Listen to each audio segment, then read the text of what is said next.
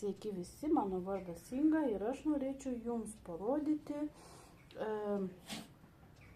ką aš šiuo metu veikiu ir ką aš šiuo metu siuvinėju.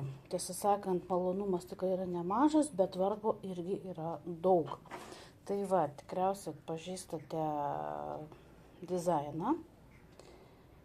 Tai yra LKS, žeminis angliškas miestas. Jau matome mes, kad yra ryškėja mašinytė, ryškėja autobusas, na ir yra praeiviai. Apie šį rinkinį aš galėčiau pasakyti tai tiek, kad tai yra ant 16 kanvos, spalvų 58, na ir labai daug pavienių kryžiukų. Kaip LKS rinkinyje tikrai pavienių kryžiukų yra daug. Na, dar norėčiau parodyti, kaip yra siūlai sudėti, organizeriai. Kaip matote, yra štai suvynioti tokiuose ritėse, pakankamai patogu, bet kad pasakyčiau, jog tai yra mano, tai tikrai ne. Idealus variantas, nekreipkite dėmesio, čia mano šuo kalbasi su katinu. Va, idealus variantas man yra standartinės popierinės ritės, ant kurių galiu užsirašyti numeriukus ir jeigu yra blendai, taip pat blendus suvynioti. Tai va, toliau dar yra mano kitas dalykas, būtinai naudoju akinius ir va šitą rinkinuką, kurį nusipirkau visiškai neseniai ir iš karto galiu pasakyti, galiu drąsiai rekomenduoti, puikiai nuvalo ir jie yra mano draugai. Ir dar kitas draugas yra akių lašai siuvinėjant, ypač ant 16 kanvos. Toliau, ką norėčiau jums parodyti, tai norėčiau parodyti pagalbininkus. Tai yra žirklutės, adata su, vadinkim taip, nestandartiniu magnetu.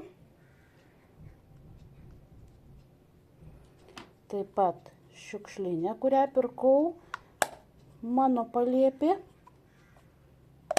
labai jiems ačiū.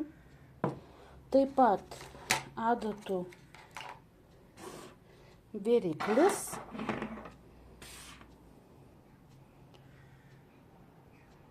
irgi, ir adatų rinkinukas reikalui esant, ir centai sėkmei. Va, tai kaip matote, čia yra visas mano iš tų. Na ir dar taip pat turiu žymeklius labai gražius. Kaip matote, su piešinukais, jų yra ne vienas, piešinukai skirtingi, bet kadangi jie labai greitai išsinaudoja, aš jų turiu ne vieną. Man labai patinka šitie, kai reikia pažymėti, ploni antgaliai. O kai reikia užspalvinti, panašiai kaip teptukai. Na. Jau spalvinau ne su viena spalva, du flomasteriai išsinaudoju. O ten, kur yra BS mūsų mylimas, tai yra tokie skaidrus, labai tokie neryškus, kad matytųsi, kur žymėti BS. Tai kaip matot, flomasterius žymeklių aš, turiu daug.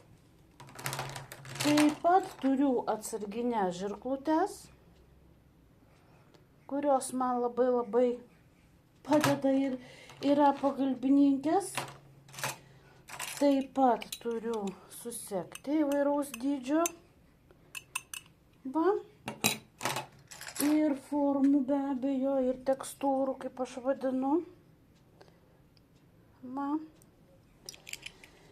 Ir taip pat dar turiu, tikriausiai nei viena mergaitė neapsieina be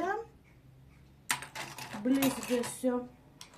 Parodysiu, visą mano dėžutę. Padėsiu ją čia. Na ir tiesiog lūpų aliejus, kartais pas mus yra be galo karšta, tvanku. kažkas tokio. Čia yra ne grožio kanalas, todėl ties ta vieta toliau neapsistosiu. Ir norėčiau parodyti taip pat, kaip atrodys galutinis variantas mano darbo. Va, čia daug visko. Kaip matote, schema užspalvinta ir viena, ir kita, ir trečias lapas, ar ne. Ir vat tiek. Pasirodo 58 spalvos, taip kaip ir sakiau, ar ne.